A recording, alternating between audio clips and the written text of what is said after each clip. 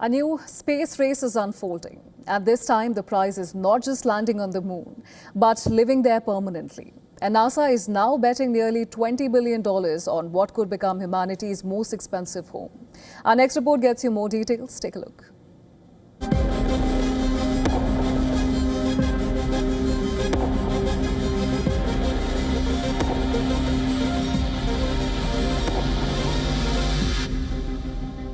We are going back to moon, and this permanently.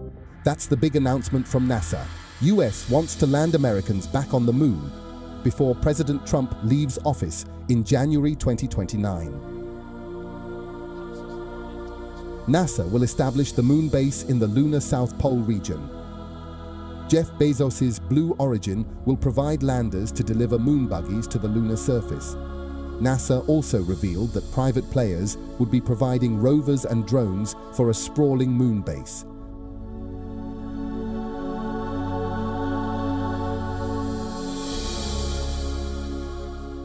Now, Moonbase 1 will be the first privately funded lunar lander mission in history.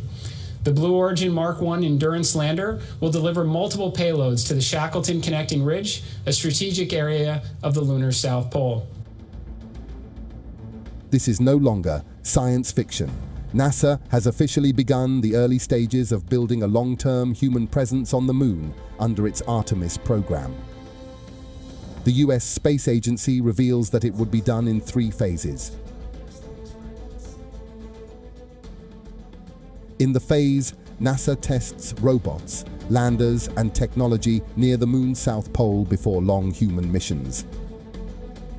Then in Phase 2, which begins in 2029, early habitats, power systems and rovers are built as astronauts begin longer stays.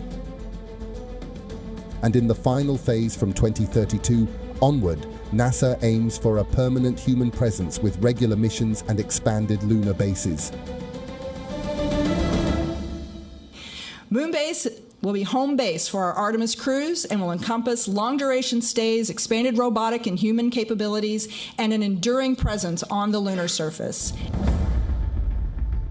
NASA is competing with China to return humans to the lunar surface, meaning the American Space Agency is under pressure to appear to be winning the new space race.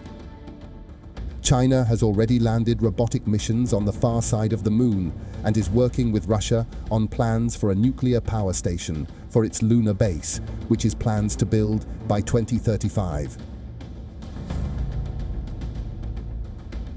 Space is increasingly viewed not just as a scientific frontier, but as a domain tied to technology, military capability, and geopolitical influence.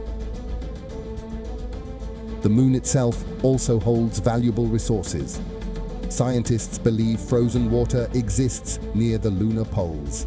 That water could eventually be turned into drinking supplies, oxygen, or even rocket fuel for deeper space missions.